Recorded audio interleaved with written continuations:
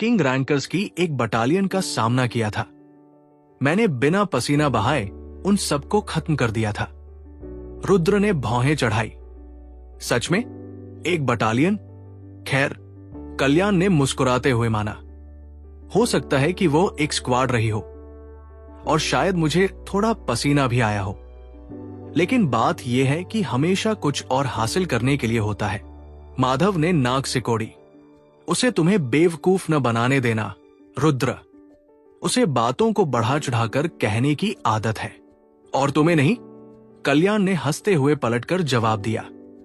मजाक मस्ती जारी रही।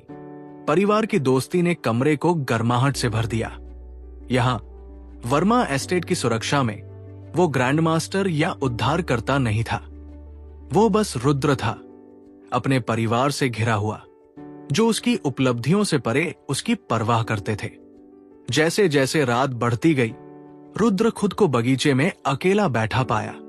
तारे चमक रहे थे, आसमान के विशाल विस्तार में बिखरे हुए थे।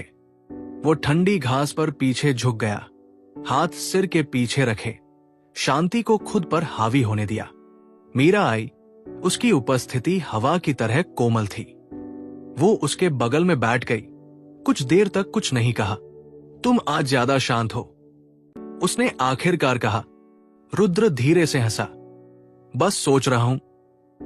मैंने जो किया है उसके बारे में इतनी बातें होने के बावजूद मुझे यकीन नहीं है कि आगे क्या होगा।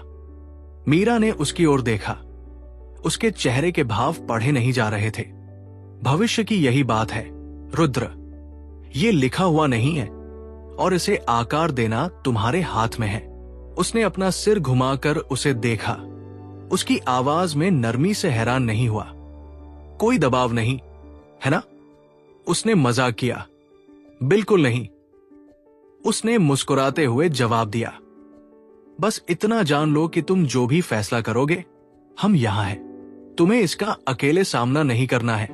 रुद्र की मुस्कान कुछ ज्यादा सच्ची मुस्कान में बदल गई। थैंक्स, मां। जब वे आराम से चुपचाप बैठे थे तो डाइनिंग हॉल से हंसी की हल्की आवाज बगीचे में आ रही थी, जो इस बात की याद दिला रही थी कि दुनिया उसके सामने चाहे जो भी मुश्किलें लाए, उसके पास एक ऐसी जगह थी जिसे वो अपना घर कह सकता था। ये जानते हुए कि यहां दुनिया के इस शांत कोने में उसे कोई छू नहीं सकता। सुबह की पहली किरणें रुद्र वर्मा के कमरे के भारी पर्दों से छनकर आ रही थी। उनकी सुनहरी रोशनी उसके बिस्तर के किनारों पर पड़ रही थी। सूरज की गर्मी एक नरम, सुकून देने वाली गर्माहट थी, मानो खुद दुनिया ने इस दिन के महत्व को मान लिया हो। रुद्र चादर के नीचे हिला। जैसे ही उसकी आंखें खुली, उसके होठों पर हल्की सी मुस्कान आ गई। एक पल के लिए वो चुपचाप लेटा रहा, सुबह की शांति का आनंद ले रहा था। आने वाले दिन का बोझ अजीब तरह से दूर लग रहा था। इसमें कोई शक नहीं, क्योंकि उसने पहले ही दूसरों की उम्मीदों को पार कर लिया था। आज बस एक औपचारिकता थी। एकेडमी का ग्रेजुएशन सेरेमनी, एक ऐसी प्रक्रिया जो उसके और उसके साथियों के लिए सिर्फ एक मामूली रस्म बन गई थी। अपना सिर थोड़ा घुमाकर उसने अपनी मां मीरा वर्मा को खिड़की के पास खड़े देखा। उनके गहरे लाल बाल सुबह की रोशनी में चमक रहे थे और उनकी शांत मौजूदगी से कमरा भर गया था। उनके हाव भाव में एक गरिमा थी, एक शाही अंदाज जो उनके अंदर के शांत तूफान से मेल खाता था। हमेशा की तरह वो उसके जागने से बहुत पहले ही जाग चुकी थी। ये आदत सालों तक दुनिया की ताकतवर हस्ती होने से बनी थी। गुड मॉर्निंग, मां, रुद्र ने कहा। उसकी आवाज शांत थी, लेकिन उसमें गर्माहट थी। मीरा उसकी तरफ मुड़ी।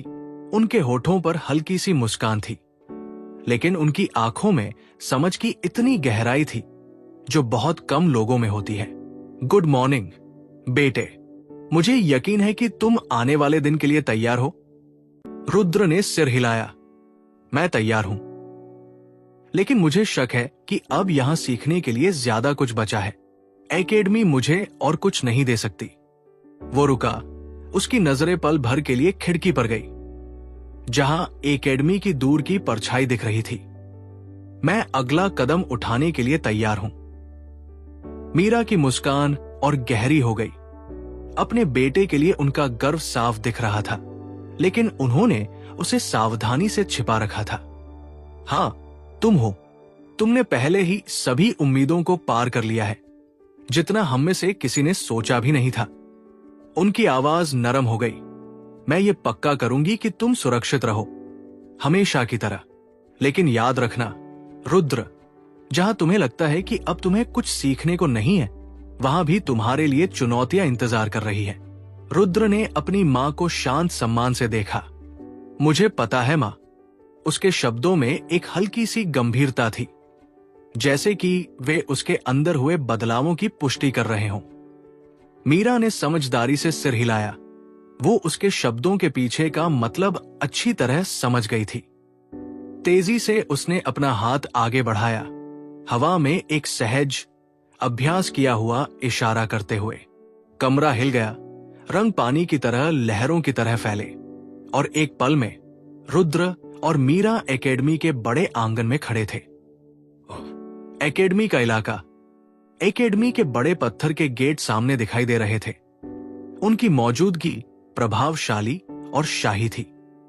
जैसे ही वे एकेडमी के इलाके के बीच में पहुंचे, रुद्र को इतिहास और परंपरा का जाना पहचाना बोझ अपने ऊपर महसूस हुआ। आंगन छात्रों से भरा हुआ था, जो इधर उधर घूम रहे थे। उनकी बातचीत धीमी थी और उनमें उत्सुकता भरी थी। लेकिन जैसे ही रुद्र ने एंट्री की, आंगन में सन्नाटा छा गया। वो सिर्फ दो महान हस्तियों का बेटा नहीं था, वो खुद में एक ताकत था। उसकी मौजूदगी ही ध्यान खींचती थी। उसके आसपास की हवा भी उसकी मर्जी के हिसाब से चलती हुई लग रही थी। और उसके पीछे हमेशा की तरह मीरा खड़ी थी। हालांकि उसने अपनी मौजूदगी कम रखी थी, परछाइयों से देख रही थी। उसकी नजरें तेज और हमेशा चौकस थी। रुद्र के साथी पहले ही इकट्ठा हो गए थे, शांत गंभीरता के साथ एक साथ खड़े थे। द 10 स्टार्स, जैसा कि अब उन्हें जाना जाता था, इंतजार कर रहे थे। वे उसकी ताकत का दिल थे, वफादार, अटल और उन मुश्किलों से गुजरकर बने थे जो रुद्र ने खुद झेली थी। हालांकि बाहरी दुनिया के लिए वे सिर्फ उसके साथी थे, रुद्र जानता था कि वे उससे कहीं ज्यादा थे। वे उसकी रीढ़ की हड्डी थे। उनमें से हर कोई नरक से गुजरकर और उससे ज्यादा मजबूत होकर निकला था। उसकी नजरें उन पर घूमी, उनकी मुद्राओं को देखा। शशांक मेनन, लक्ष्य अय्यर, मोहन अय्यर, राघव मेनन, विभा नायर, ईशा मेहता, देविका शर्मा, अर्जुन देसाई, चिराग मेनन और मनीष शर्मा, उनमें से हर कोई सीधा खड़ा था। उनके चेहरों पर दृढ़ संकल्प और उम्मीद का मिलाजुला भाव था। उन्होंने ग्रेजुएशन की जरूरतें पहले ही पूरी कर ली थी।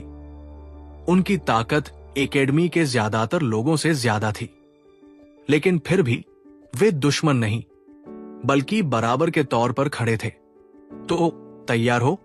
रुद्र की आवाज ने खामोशी को तोड़ा, जिसमें एक शांत अधिकार था।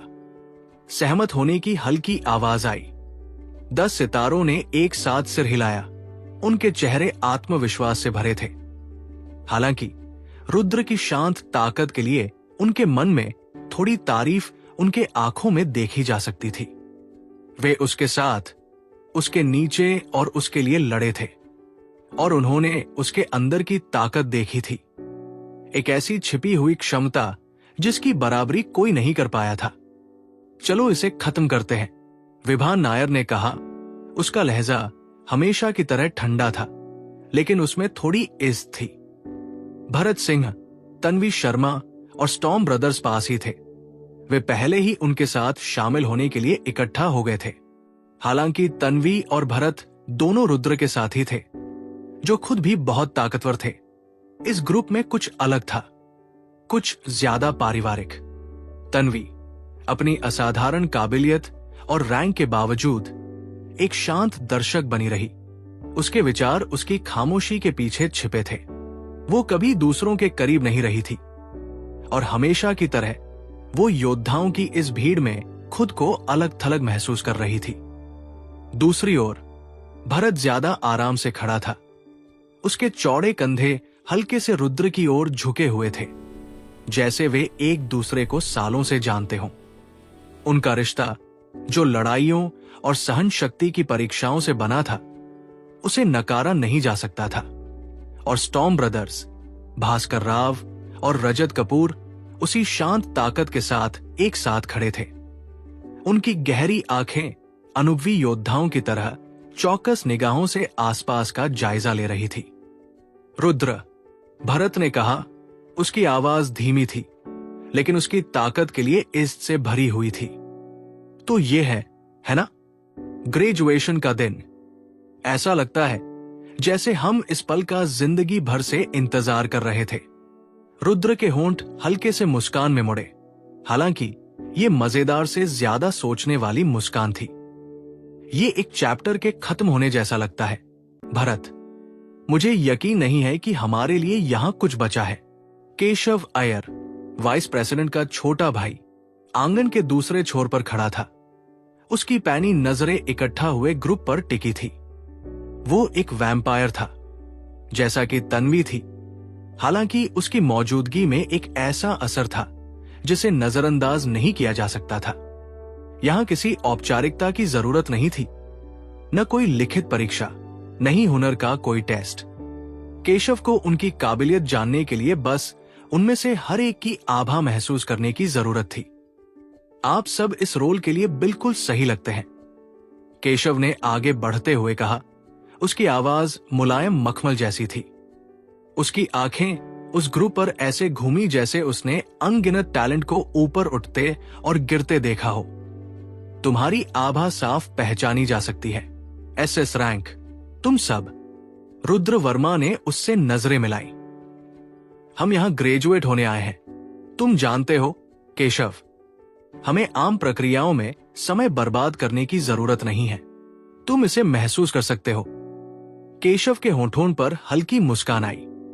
हाँ, सच में एकेडमी के पास तुम्हें सिखाने के लिए अब कुछ नहीं है। जो ज्ञान तुम अब चाहते हो वो इन दीवारों के बाहर है। वो एक तरफ हट गया और दूर दिख रहे बड़े दरवाजों की ओर इशारा किया। जाओ, तुमने ये कमाया है। जैसे ही ग्रुप जाने लगा, रुद्र का ध्यान कुछ देर के लिए तन्वी शर्मा पर गया। वो जानता था कि उसके मन में कुछ हिचकिचाहट थी। उसका घमंड हमेशा उसे दूसरों से दूर रखता था, लेकिन आज शायद वो समझ जाएगी कि उनके साथ खड़े होने का असली मतलब क्या है। सिर्फ वाइस प्रेसिडेंट की शिष्या के तौर पर नहीं, बल्कि एक बराबर के तौर पर। बाकियों ने एक दूसरे को देखा। उनकी दोस्ती बिना शब्दों के भी साफ दिख रही थी। लेकिन तन्वी, वो चुप रही। हमेशा उसकी चुप्पी एक ढाल की तरह थी, जो समय के साथ बनी थी। वो अभी भी इस दुनिया में अपनी जगह समझने की कोशिश कर रही थी, और रुद्र वो आईना था जो उसे दिखाता था कि वो उससे कितना आगे निकल गया है। अब ये घमंड की बात नहीं थी, ये बस उनकी स्थिति की सच्चाई थी। चिराग मेनन उनके बीच खड़ा था, हमेशा की तरह चुप्पी का प्रतीक। उसकी मौजूदगी एक शांत लेकिन शक्तिशाली ताकत थी, बिना कही, लेकिन जिसे नकारा नहीं जा सकता था। उसकी नजरें कुछ पलों के लिए रुद्र पर गई। उसकी आंखों में पहचान की एक झलक थी। फिर भी उसके होंठ बंद रहे, कोई भावना जाहिर नहीं हुई। उनके बीच कोई बात नहीं हुई और न ही उसकी जरूरत थी। रुद्र चिराग के चारों ओर फैली हुई साफ आभा को महसूस कर सकता था। एक लगभग दम घोंटने वाली तीव्रता जो शक्ति और मकसद की फुसफुसाहट थी। सच्चाई उसके सामने साफ थी, दिन की तरह साफ। उस आदमी का मास्टर रैंक के शिखर तक पहुंचना उसकी अनोखी क्षमता, सोल कलेक्टर से हुआ था। रुद्र ने अपनी सर्वदेखने वाली आंखों की समझ से उस परेशान करने वाली सच्चाई को देखा था। अनगिनत आत्माएं, जिन्हें चिराग ने अपनी भयानक कैद के दौरान इकट्ठा किया था, हर एक ने उसे उसके रास्ते पर और आगे बढ़ाया था, उसे उसकी मौजूदा स्थिति तक पहुंचाया था। फिर भी उन आत्माओं के बोझ के बावजूद चिराग का चेहरा पत्थर की तरह अटल रहा। पछतावे का कोई निशान नहीं था, जीत का कोई संकेत नहीं था, दुख की कोई झलक नहीं थी, बस अपनी तरक्की की एक अटूट शांत स्वीकृति थी। इस मुकाम तक पहुंचने के लिए चुकाई गई कीमत की एक खामोश स्वीकार्यता थी। अपनी खामोशी में उसने बिना एक भी शब्द कहे सब कुछ कह दिया। जैसे ही वे गेट की ओर बढ़े, ग्रुप, रुद्र और उसके साथी भरत सिंह, तन्वी शर्मा, स्टॉर्म ब्रदर्स ने उस सामूहिक बोझ को महसूस किया जिसका वे सामना करने वाले थे। ग्रेजुएशन सिर्फ एक अकादमिक रस्म नहीं थी, ये एक नए रास्ते की शुरुआत थी। एक ऐसा रास्ता जहां उनकी किस्मत उनके अपने हाथों से गढ़ी जाएगी। और इसलिए वे आगे बढ़े, एकेडमी की दीवारों को पीछे छोड़कर। दुनिया उनका इंतजार कर रही थी और उन्हें कोई रोक नहीं सकता था। जाने से पहले उनमें से हर किसी ने एक छोटा लेकिन सार्थक बातचीत की। अपना ख्याल रखना, रुद्र ने ग्रुप से कहा। हम कहीं भी जाएं, हमारे रास्ते हमेशा जुड़े रहेंगे। स्टॉर्म ब्रदर्स ने दिल से सलाम किया। जब तक हम दोबारा न मिले, रजत कपूर ने कहा।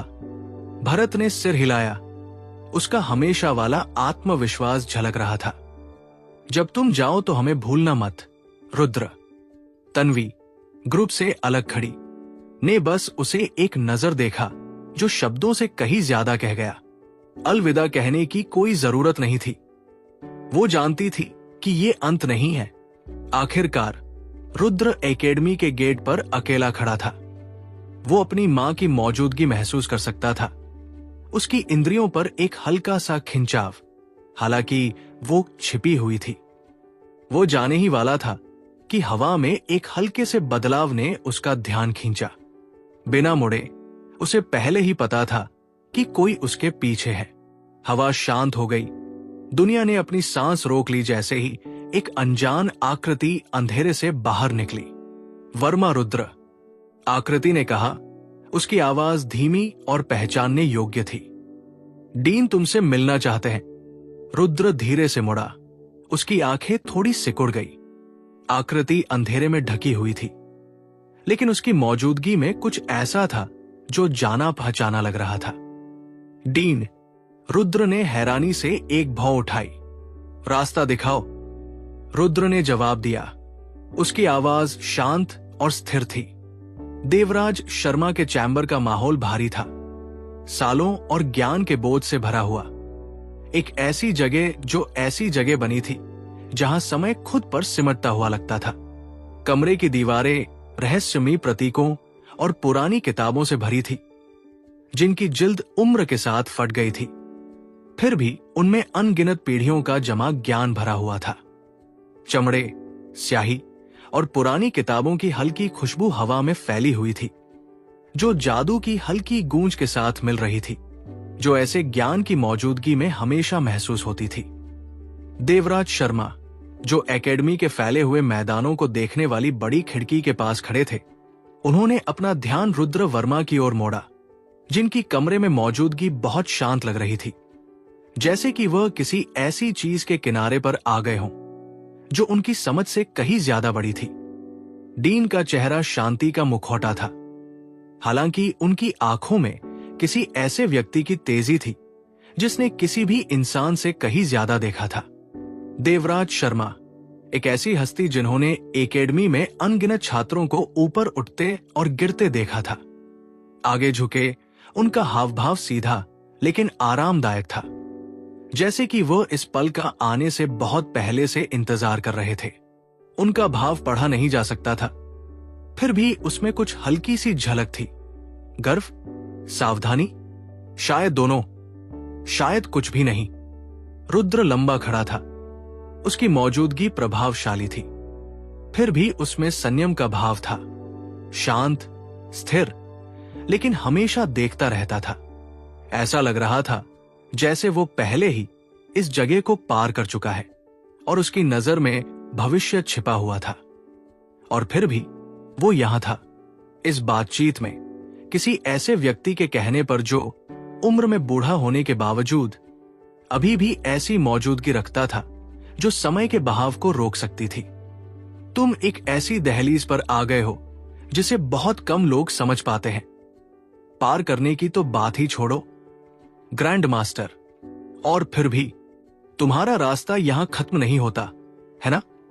ये देवराज शर्मा ही थे जिन्होंने आखिरकार उनके बीच छाई भारी चुप्पी को तोड़ा। उनकी आवाज खामोशी को ऐसे काट रही थी जैसे तलवार परछाई को काटती है। उनकी आवाज चिकनी थी जैसे पॉलिश किया हुआ पत्थर, लेकिन उसमें एक धार थी, एक अनकही चुनौती। रुद्र उनके सामने बिना हिले खड़ा था। उसकी आंखें स्थिर थी। जो कोई भी उसकी यात्रा के महत्व को समझता था, उसके लिए यह साफ था कि यह सिर्फ ताकत की नहीं बल्कि दिमागों की टक्कर थी।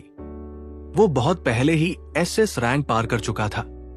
एकेडमी में कदम रखने से भी पहले उसकी काबिलियत अपने साथियों से कहीं ज्यादा थी, यहां तक कि उन लोगों से भी जो ग्रैंड मास्टर के रैंक तक पहुंच चुके थे। वो पहले ही ताकत की आम दुनिया के दरवाजों से आगे निकल चुका था और अब इस सम्मानित हस्ती के सामने वो और ज्यादा की मांग कर रहा था। मैंने एसएस रैंक पार कर लिया है। मैं ग्रैंड मास्टर से भी आगे निकल गया हूं। मेरा रास्ता अब उन सीमाओं से तय नहीं होता जो ये जगह मुझ पर थोप सकती है। मैं बस उस रास्ते पर अपनी शर्तों पर चलने की आजादी चाहता हूं जो मेरे सामने है। देवराज शर्मा ने चुपचाप उसका अध्ययन किया। उनकी नजरें भेदने वाली थी, हालांकि उनका चेहरा हमेशा की तरह रहस्यमयी बना हुआ था। रुद्र की बातों की सच्चाई हवा में भारी लग रही थी और डीन ने धीरे से डेस्क पर उंगलियां थपथपाई जैसे ही वो अपने जवाब के बारे में सोच रहे थे। सच में तुम्हारे इन हॉलों में कदम रखने से पहले ही तुम्हारी क्षमता उस चीज से कहीं ज्यादा थी जिसे बहुत से लोग इंसानी ताकत की चोटी मानते हैं। ग्रैंड मास्टर, एसएस रैंक, ये सब तुम्हारे लिए सिर्फ सीढ़ियां हैं, लेकिन अपनी ताकत को अपनी कीमत का एकमात्र पैमाना मत समझना। रुद्र, ताकत की जानी मानी सीमाओं को पार करने के साथ एक जिम्मेदारी आती है, एक बोझ जिसे उठाने के लिए कुछ ही लोग तैयार होते हैं। उनकी आवाज अब जानबूझकर थी, हर शब्द अर्थ से भरा हुआ था, जैसे कि वो ऐसी समझ दे रहे हों जो सिर्फ दूसरों को गढ़ने में बिताए गए जीवन से ही आ सकती है। सिर्फ अपने विरोधियों को हराने की ताकत होना ही काफी नहीं है। नहीं, असली चुनौती उस ताकत से परे की दुनिया को समझने में है जिसका तुम इस्तेमाल करते हो। ऊपर उठना, सच में ऊपर उठना, अपने कामों की कीमत को समझना है, तुम्हारे हर फैसले के नतीजों को समझना है।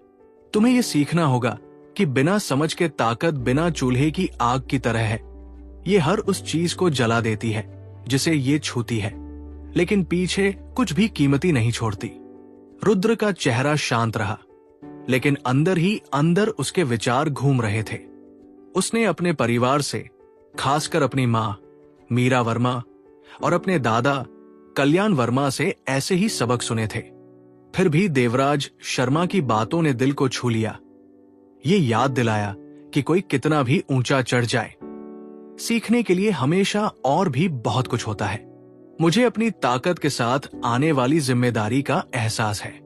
मैंने जिन लड़ाइयों का सामना किया है, जिन लोगों से मिला हूं, जो गठबंधन बनाए और तोड़े हैं, उनमें मैंने ताकत के नतीजे देखे हैं। लेकिन जिस रास्ते पर मैं चलता हूं वो मेरा अपना है।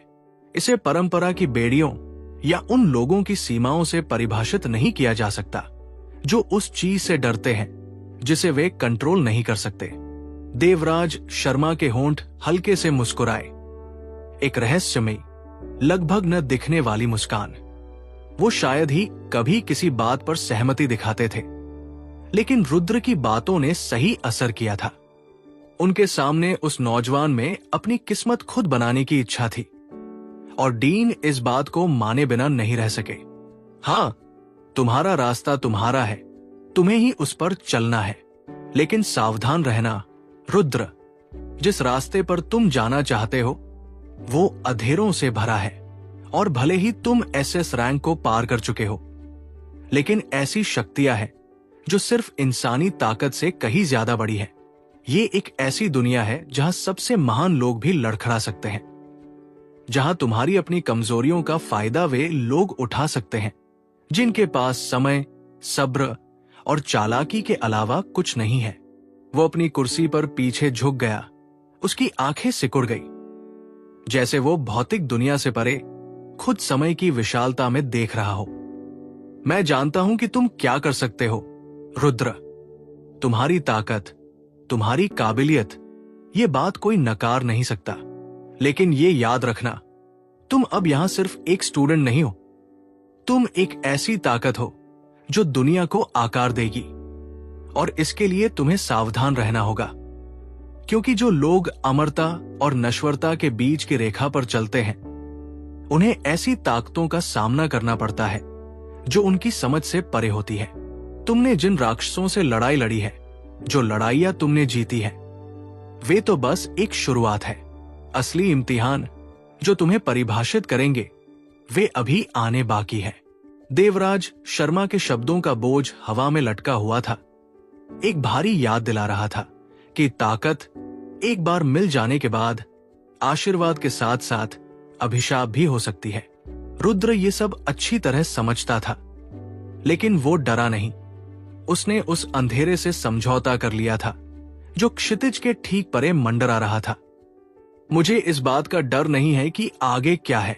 मैंने पहले ही ऐसी चुनौतियों का सामना किया है जो ज्यादातर लोगों को तोड़ देती, और मैं उनसे और मजबूत होकर निकला हूं। मैं यहां और ज्यादा सबक या शिक्षा के लिए नहीं आया हूं। मैं यहां अपने रास्ते खुद बनाने की आजादी मांगने आया हूं। एक ठहराव था, एक खामोशी जो उनके बीच एक अनंत काल की तरह फैल गई। समाप्त। डीन का चेहरा थोड़ा नरम हुआ। ये उस नौजवान के पक्के इरादे की हल्की लेकिन साफ पहचान थी। फिर देवराज शर्मा के होंठ खुले और उन्होंने कहा, तो ग्रेजुएट होना तुम्हारा हक है, लेकिन ये जान लो रुद्र, जिंदगी में कोई सच्ची ग्रेजुएशन नहीं होती। हमेशा चुनौतियां होंगी, हमेशा संघर्ष होंगे, और तुम्हारे चुने हुए रास्तों के लिए हमेशा कीमत चुकानी पड़ेगी।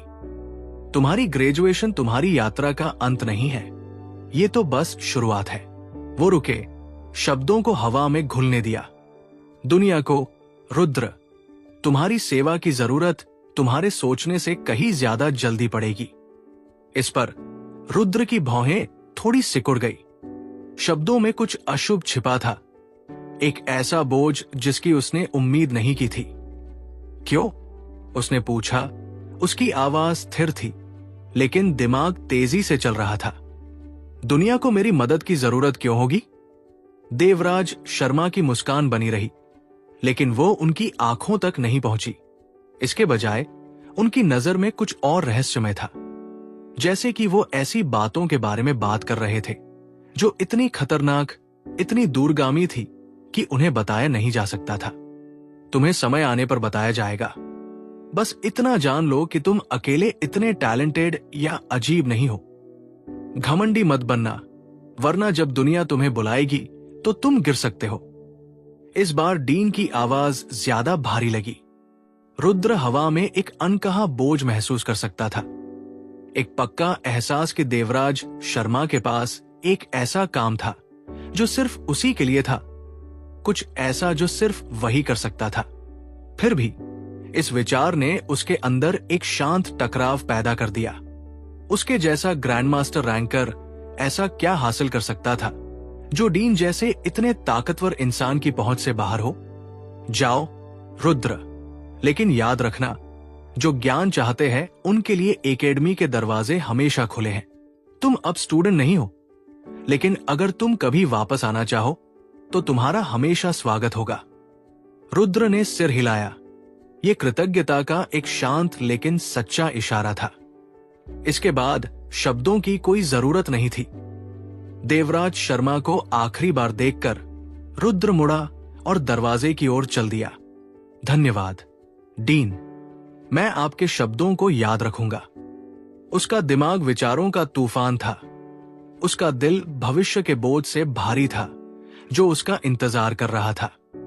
जैसे ही दरवाजा उसके पीछे बंद हुआ, देवराज शर्मा उसे जाते हुए देखते रहे।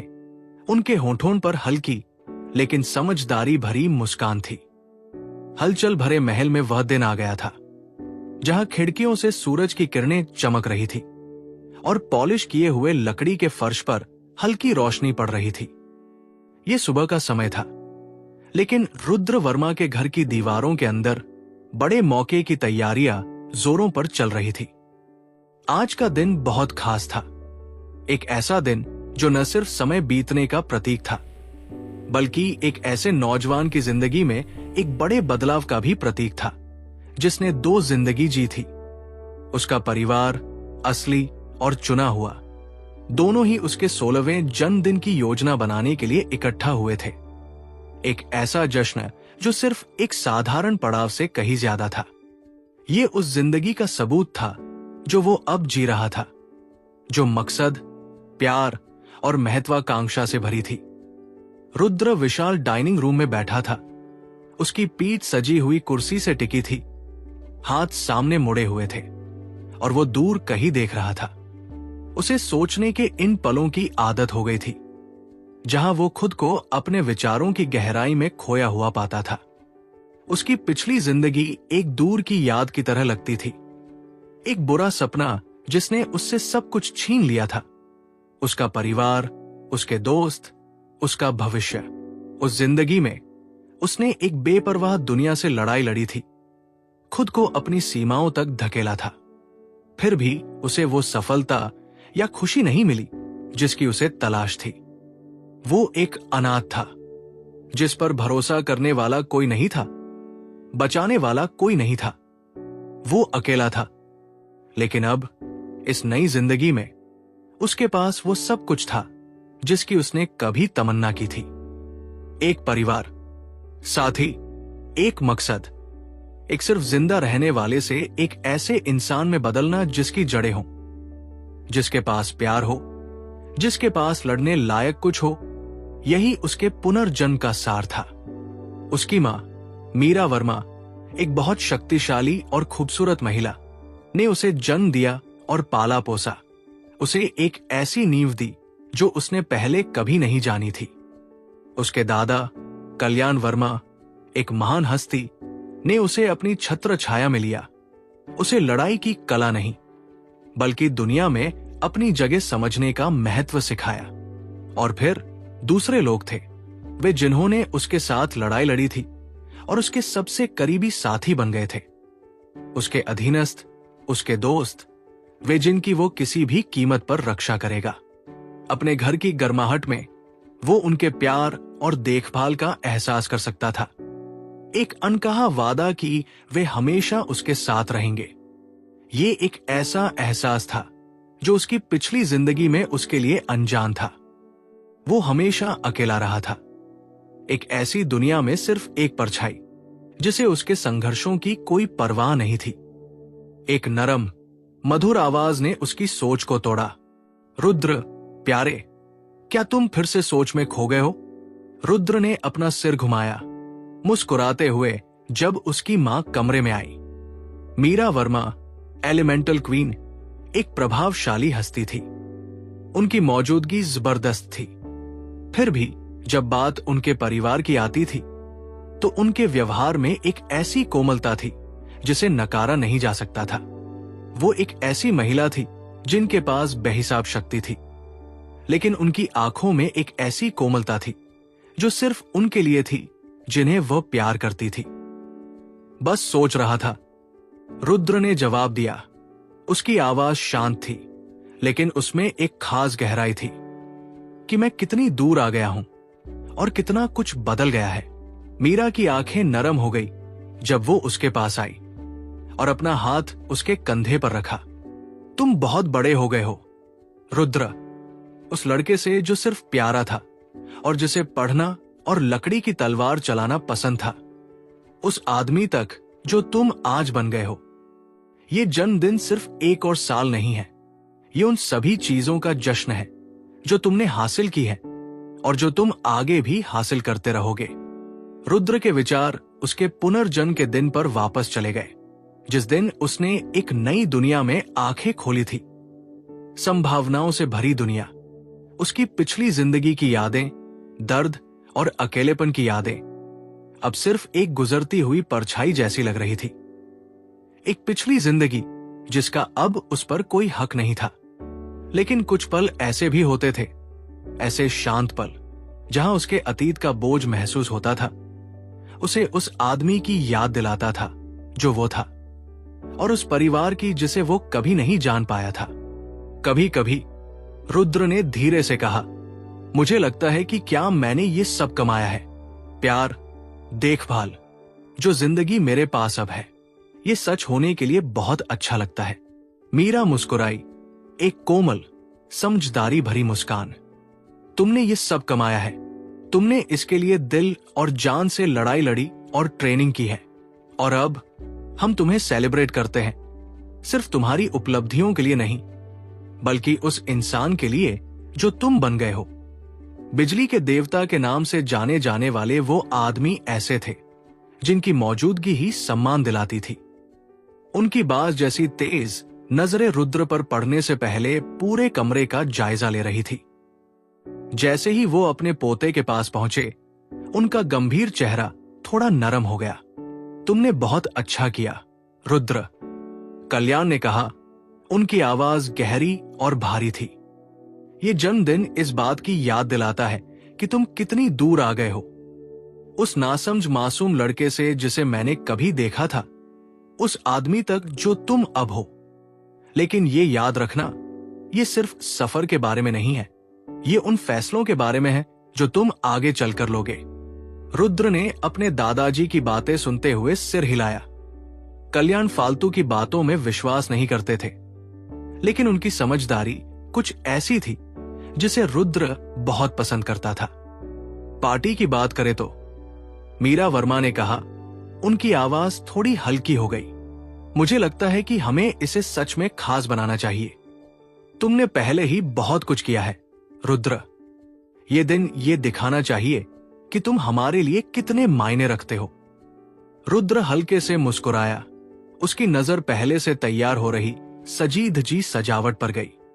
बड़े हॉल को हर रंग के फूलों, चमकते रिबन और क्रिस्टल झूमरों से सजाया गया था, जो हल्की रोशनी में चमक रहे थे। ये साफ था कि उसके परिवार ने उसके खास दिन के लिए कोई कसर नहीं छोड़ी थी। मुझे कुछ भी बहुत ज्यादा महंगा नहीं चाहिए, उसने विनम्रता से जवाब दिया। बस उन लोगों के साथ एक शांत माहौल में मिलना जुलना जिनकी मुझे परवाह है। तुम एक शांत माहौल से ज्यादा के हकदार हो, उसकी मां ने जोर दिया। ये तुम्हारा पल है, रुद्र। तुम्हारी यात्रा लंबी और कठिन रही है, और अब तुम्हारा एक ऐसा भविष्य है जो पूरी तरह तुम्हारा है। एक ऐसा भविष्य जिसमें तुम्हारे साथ खड़े लोग होंगे। जैसे ही कल्याण वर्मा बोले, मीरा के होठों पर हल्की मुस्कान आ गई। उसकी पन्ना जैसी आंखें रुद्र पर टिकी थी, जिसमें एक मां का अटूट प्यार झलक रहा था।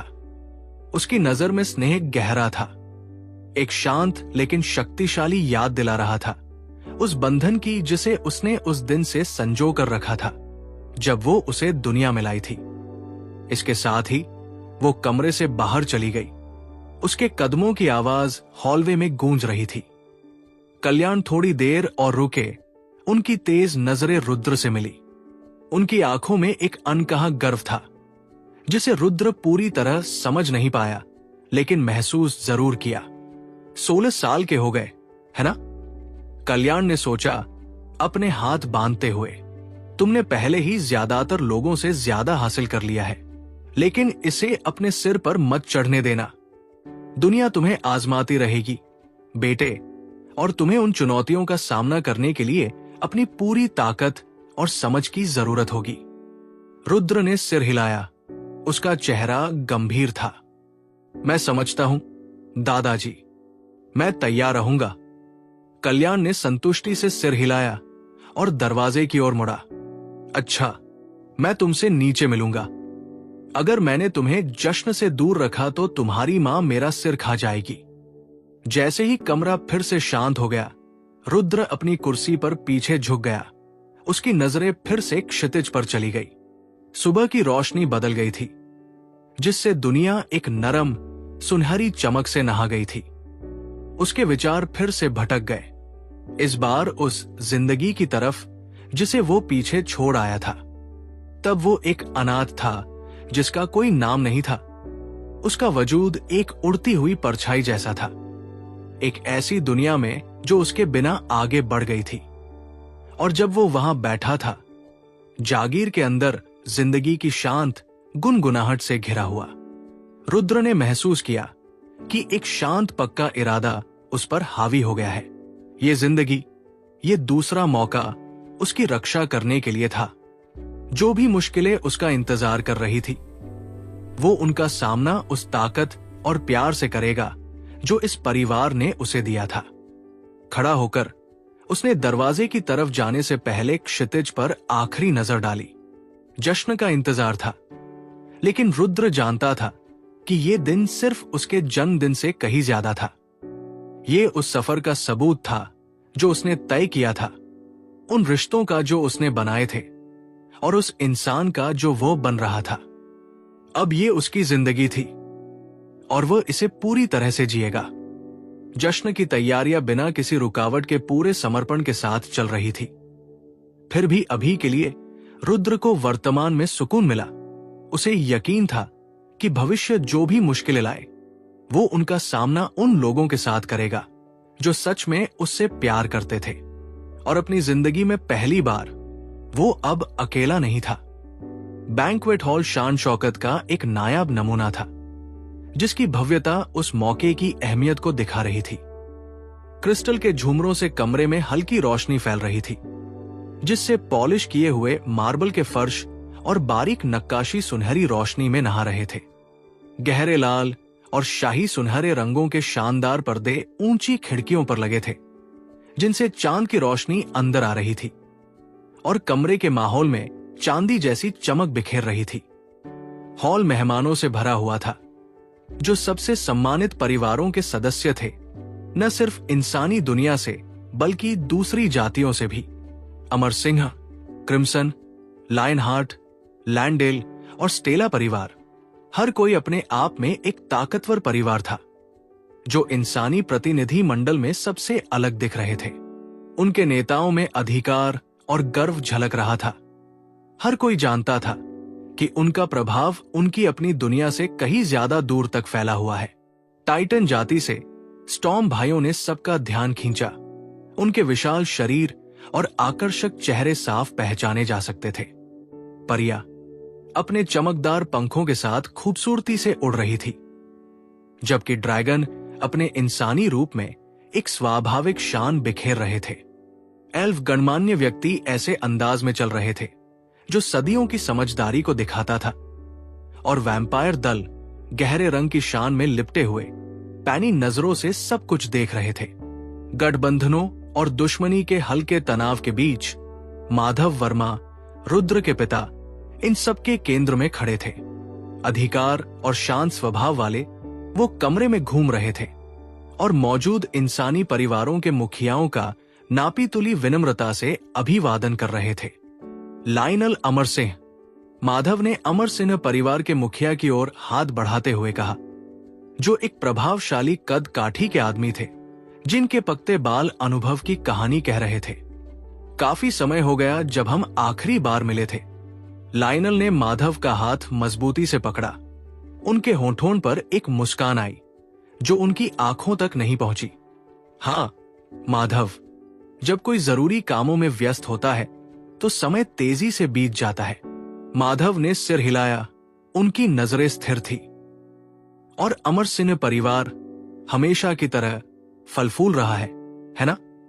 बेशक, लाइनल ने जवाब दिया। उनके लहजे में गर्व था। हमने ऐसे गठबंधन किए हैं जो हमारी लगातार समृद्धि सुनिश्चित करते हैं। जैसे ही उनके हाथ छूटे, माधव अगले मुखिया रूफस क्रिम्सन की ओर मुड़े, जो एक आकर्षक आदमी थे, जिनके आग जैसे लाल बाल और तेज नैनंश उनके परिवार की प्रतिष्ठा की तीव्रता को दर्शाते थे। रूफस, तुम्हें फिर से देखकर अच्छा लगा, माधव ने कहा।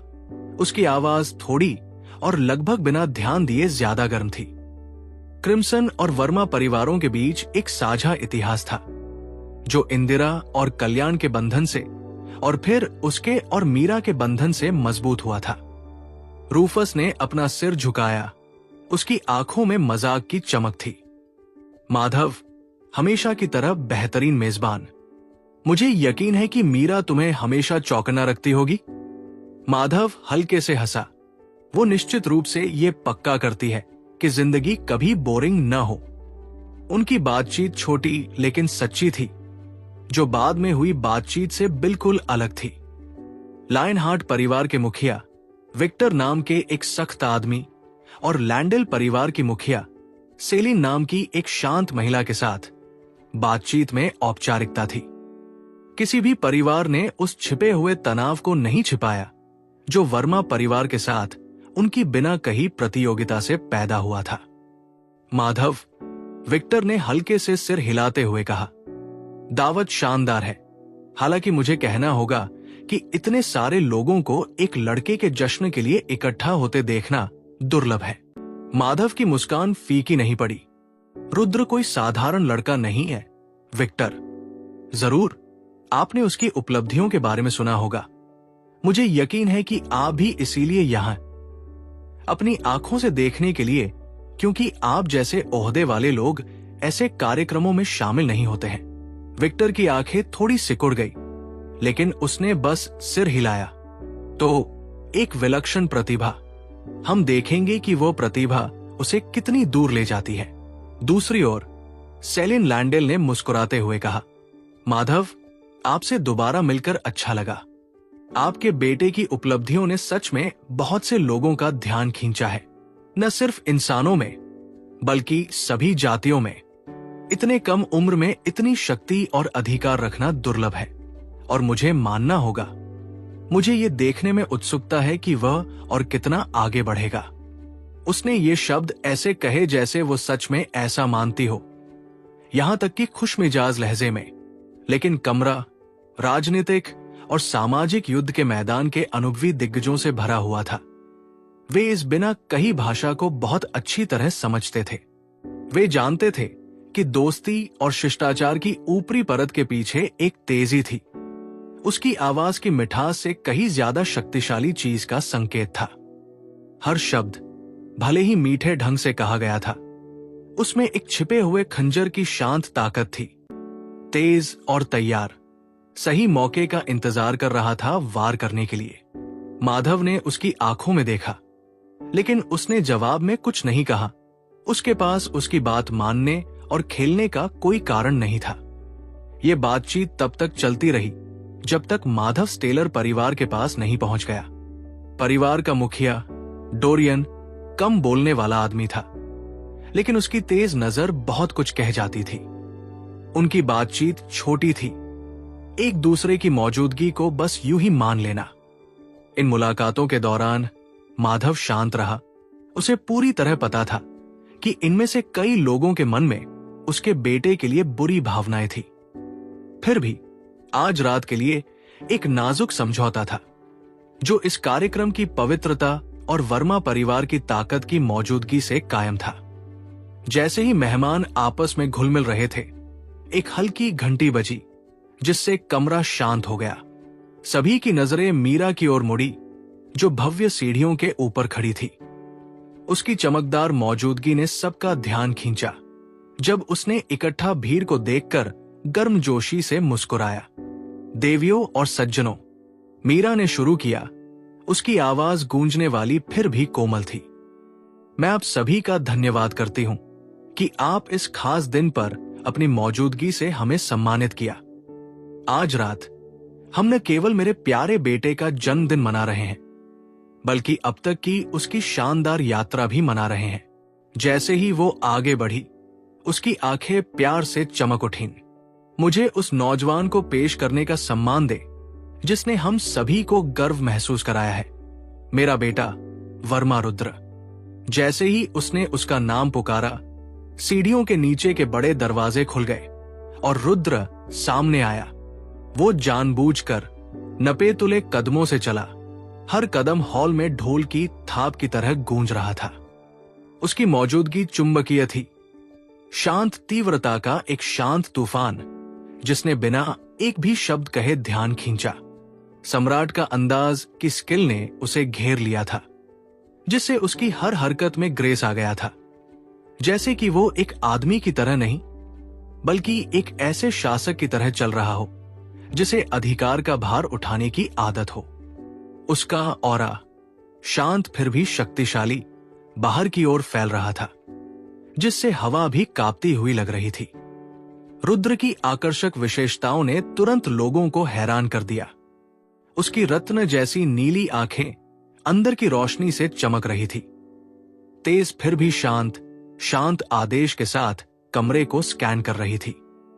उसका लंबा मजबूत शरीर शाही अंदाज में खड़ा था, जिससे ताकत और लगभग दूसरी दुनिया की हवा निकल रही थी।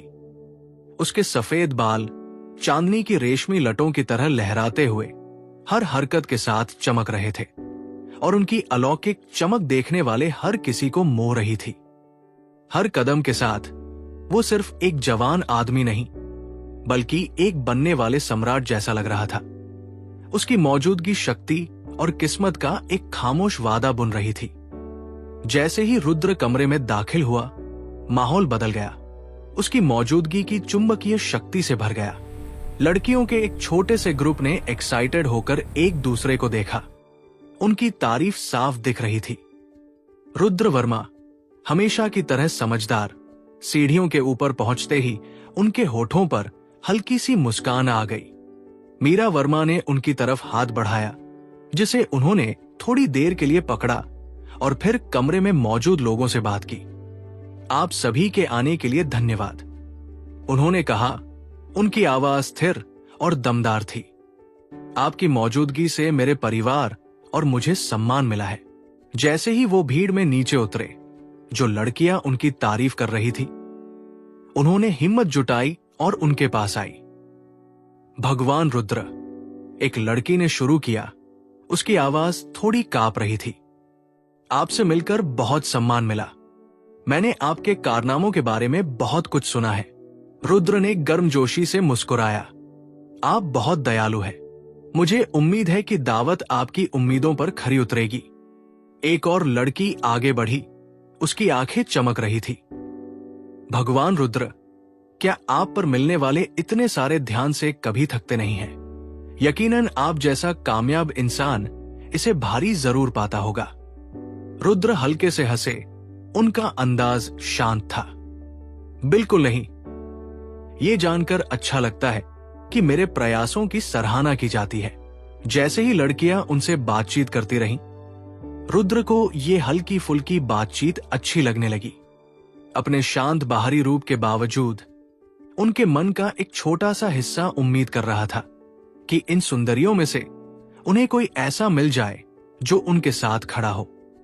इस बीच उनके दोस्त भरत सिंह और स्टॉर्म भाई थोड़ी दूरी से देख रहे थे। उनके हाव भाव में मजाक और मंजूरी का मिलाजुला भाव था। रुद्र के हाथ भरे हुए हैं। भरत ने मुस्कुराते हुए कहा, क्या लगता है उसे आज रात अपना मैच मिल जाएगा? स्टॉर्म भाइयों में से एक रजत कपूर ने कंधे उचकाए। हो सकता है, लेकिन रुद्र को जानते हुए वो पार्टनर चुनने में भी उतना ही सोच समझकर काम करेगा जितना वो बाकी सब चीजों में करता है। भास्कर राव एक खंभे से आराम से टिके हुए बोले, रुद्र, अगर तुम इसी तरह उन्हें इंप्रेस करते रहे तो तुम हमारे लिए किसी को नहीं छोड़ोगे। रुद्र मुड़ा। उसकी मुस्कान एक सच्ची हंसी में बदल गई। भास्कर, मुझे लगता है कि तुम ठीक से मैनेज कर लोगे।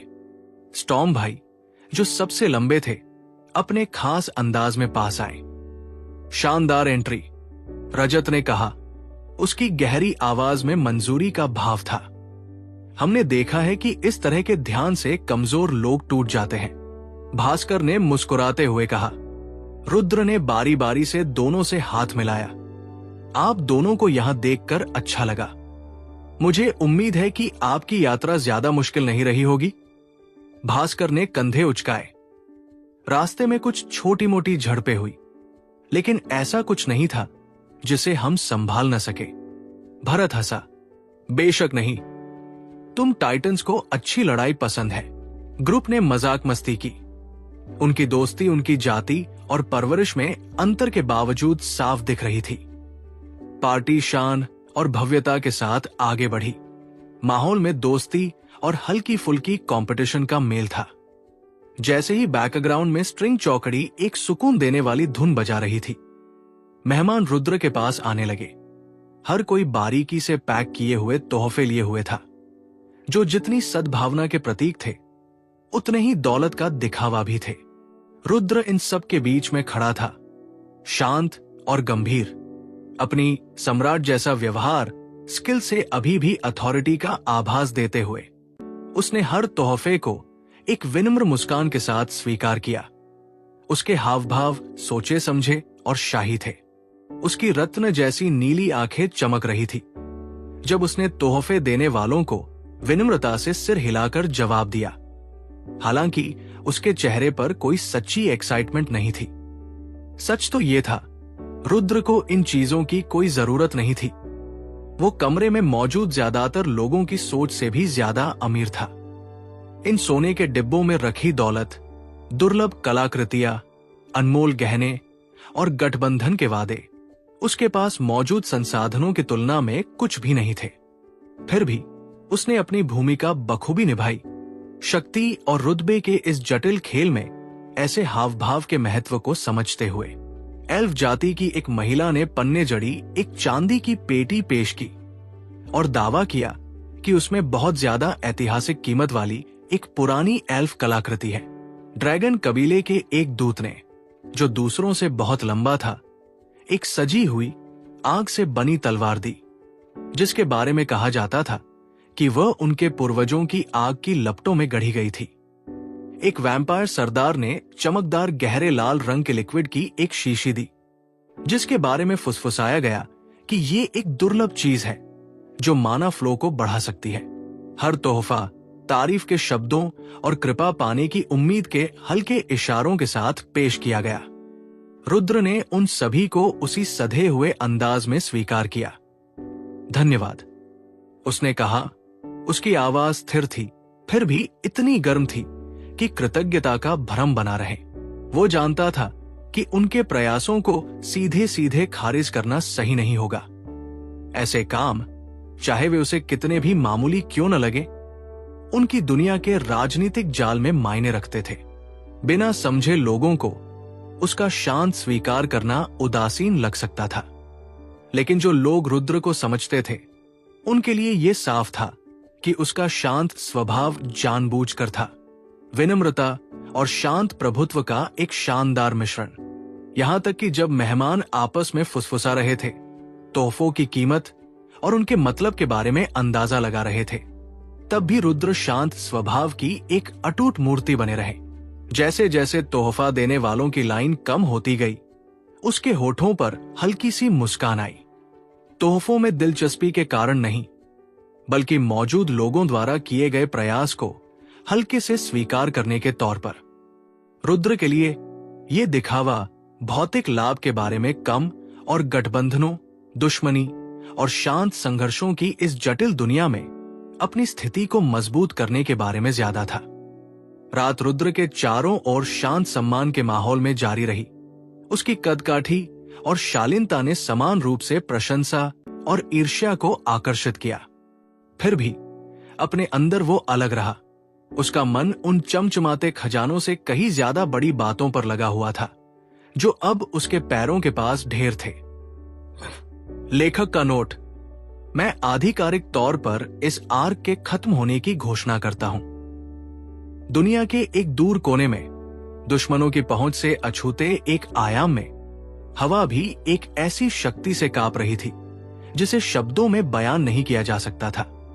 यहां जगह और समय की सीमाएं सिर्फ मौजूद नहीं थी, वे खुद ही मुड़ रही थी और आपस में मिल रही थी, जैसे कि असलियत खुद उन जीवों की जबरदस्त मौजूदगी के आगे झुक गई हो जो इसे अपना घर कहते थे।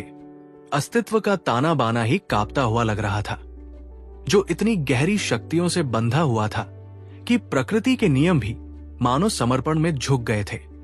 इस जगह का हर कण एक ऐसी ऊर्जा से गूंज रहा था जो किसी भी ऐसे व्यक्ति को खत्म कर सकती थी जिसने इसे चुनौती देने की हिम्मत की हो। ये उन शासकों की अटूट शक्ति की लगातार याद दिलाता था जो यहां रहते थे। इस पवित्र जगह में कमजोरी के लिए कोई जगह नहीं थी, घुसपैठ के लिए कोई जगह नहीं थी। बस प्रभुत्व और नियंत्रण का एक जबरदस्त माहौल था। हवा घनी और बेचैन करने वाली शांत थी। एक गहरी चुप्पी ने जगह को कफन की तरह ढक रखा था। ऐसा लग रहा था जैसे समय खुद थम गया हो, उन लोगों के आने की बेचैन उम्मीद में अपनी सांस रोके हुए था, जिनकी मौजूदगी अस्तित्व की नींव को हिला देगी। हर जीवित चीज, हर हलचल श्रद्धा में रुकी हुई लग रही थी। एक ऐसे पल में फंसी हुई थी जहां दुनिया खुद उन घटनाओं के सामने आने का इंतजार कर रही थी जो किस्मत का रास्ता बदल देंगी। ये जगह कोई आम जगह नहीं थी, बल्कि एक तटस्थ जमीन थी, एक प्राचीन पवित्र मैदान जहां कोई गठबंधन, कोई संघर्ष, कोई गुट घुसपैठ नहीं कर सकता था। यहां सबसे शक्तिशाली, सबसे सम्मानित व्यक्ति जो शक्ति के शिखर पर खड़े थे, दूसरों की पहुंच से परे, अपनी दुनियावी सीमाओं की रुकावटों के बिना मिल सकते थे। ये एक ऐसी जगह थी जो सिर्फ उन लोगों के लिए बनाई गई थी जिनकी ताकत इंसानी दुनिया तक सीमित नहीं थी। एक ऐसी जगह जो नीचे की दुनिया को चलाने वाली छोटी शक्तियों से अछूती थी। यहां एक जबरदस्त शांति का एहसास था, जैसे कि हवा में ही शक्ति का भार भरा हुआ हो, एक अदृश्य शक्ति जो वातावरण में भारीपन लिए हुए थी।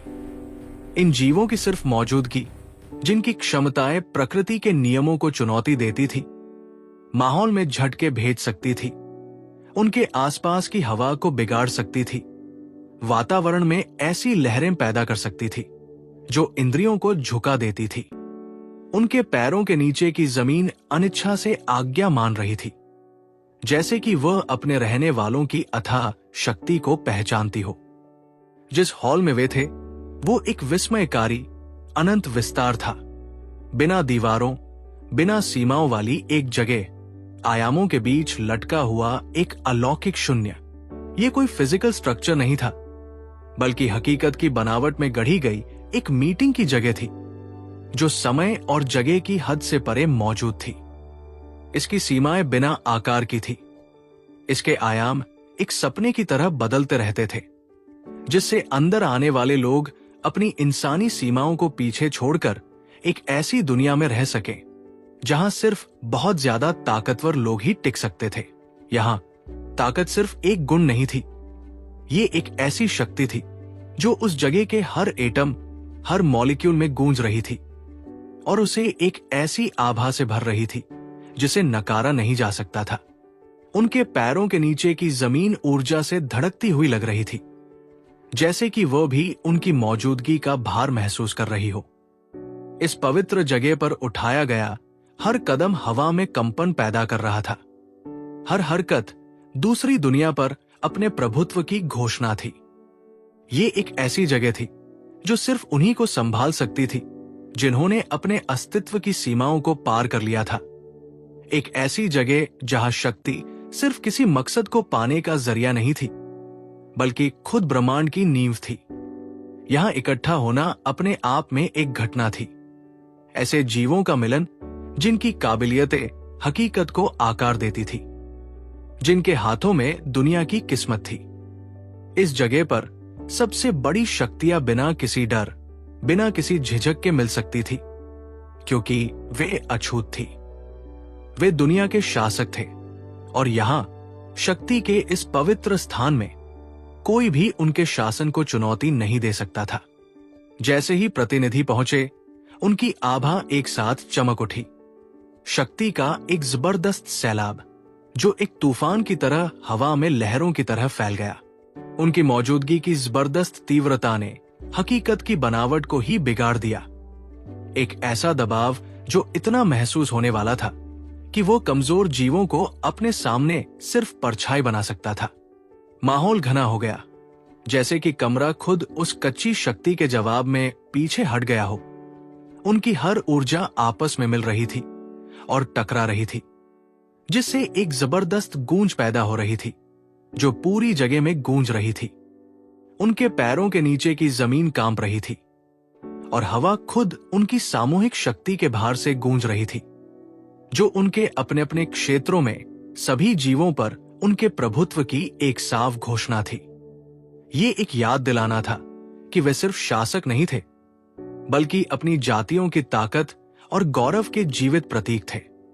उनमें से हर कोई एक बिना कही समझ के साथ अंदर आया। ये शब्दों की जगह नहीं थी, बल्कि मौजूदगी की, शक्ति के सूक्ष्म आदान प्रदान की और उनकी विरासत के भार की जगह थी। वे एक दूसरे से बात करने के लिए यहां नहीं थे। नहीं, ये मुलाकात शिष्टाचार या राजनीतिक दांवपेच के आदान प्रदान के लिए नहीं थी। वे यहां कुछ ज्यादा जरूरी बात पर चर्चा करने आए थे, कुछ ऐसा जो दुनिया को और आगे बढ़ा सकता था। सबसे पहले आगे बढ़ने वाले ड्रैगन प्रतिनिधि थे, जो बेकाबू शक्ति और प्राचीन जादू के प्रतीक थे। ड्रैगन कबीले का ड्रैगन राजा ईशान देवदत्त एक बहुत ही प्रभावशाली शख्सियत थे, जो स्केल के एक चोगे में लिपटे हुए थे, जो उस आयाम की हल्की रोशनी में पिघले हुए लावा की तरह चमक रहा था। जैसे ही वो अंदर आए, उनके विशाल और प्रभावशाली पंख फैल गए, जिससे एक ऐसी परछाई बनी जो अनंत तक फैली हुई लग रही थी। उनकी लंबी सांप जैसी पूंछ हवा में ऐसे लहरा रही थी जैसे वो खामोशी की मांग कर रही हो। उनकी ड्रैगन जैसी आंखें एक शाश्वत लौ से जल रही थी, जो एक ही नजर से सबसे जिद्दी दुश्मनों को भी जलाकर राख करने में सक्षम थी। ईशान को एम्बर मोनार्क के नाम से जाना जाता था। आग के जादू पर उनका नियंत्रण बेजोड़ था। तत्वों में हेरफेर करने की उनकी शक्ति लगभग भगवान जैसी थी। उनकी मौजूदगी से ही कमरा इतनी तीव्रता से भर गया था कि हवा भी कांपने लगी थी। उनके बगल में खड़े थे दर्शन देवदत्त, उनके छोटे भाई, एक ड्रैगन जिसके पंखों पर उनके कबीले की वंश परंपरा के प्राचीन प्रतीक बने हुए थे। दर्शन अपनी विनाशकारी जादू की महारत के लिए जाने जाते थे। उनका आग का जादू न केवल शक्तिशाली था, बल्कि अपने आसपास की दुनिया के मूल स्वरूप को बदलने में भी सक्षम था। हालांकि ईशान के भाई थे, दर्शन को सिर्फ परछाई नहीं माना जाता था। वो अपने आप में एक ताकत थे जिससे निपटना आसान नहीं था। फीनिक्स डोमेन का प्रतिनिधित्व अरुणेश अग्नि कर रहे थे। फीनिक्स राजा, जिनकी आग जैसी उपस्थिति हवा को भी जला सकती थी। उनके पंख हजार सूर्यों की तीव्रता से जल रहे थे, जो आग और पुनर्जीवन पर उनके बेजोड़ नियंत्रण का प्रतीक थे। उनके बगल में खड़ी थी वैदेही अग्नि, फीनिक्स रानी, जो अपने उपचार और आग के जादू में महारत के लिए जानी जाती थी। कभी एक भयंकर योद्धा रही, वो एक शानदार रणनीतिकार बन गई थी। उनकी आभा से शक्ति और ज्ञान झलक रहा था, जो अरुणेश की ताकत को अपने आग जैसे दृढ़ संकल्प से पूरा कर रही थी। बड़ा हॉल शांत था। हवा में एक साफ तनाव था, क्योंकि दुनिया के सबसे ताकतवर लोग इकट्ठा हुए थे। हर कोई पूरी जातियों और विरासत का बोझ उठाए हुए था। माहौल लगभग दम घोंटने वाली तीव्रता से भरा हुआ था, जैसे कि खुद जगह इन प्राचीन जीवों की जबरदस्त मौजूदगी के आगे झुक गई हो। इकट्ठे हुए लोग अपने शानदार ऑरा में लिपटे हुए, हर कोई एक अनोखी ऊर्जा बिखेर रहा था, जो आरामदायक और डरावनी दोनों थी। वे चुपचाप बैठे थे।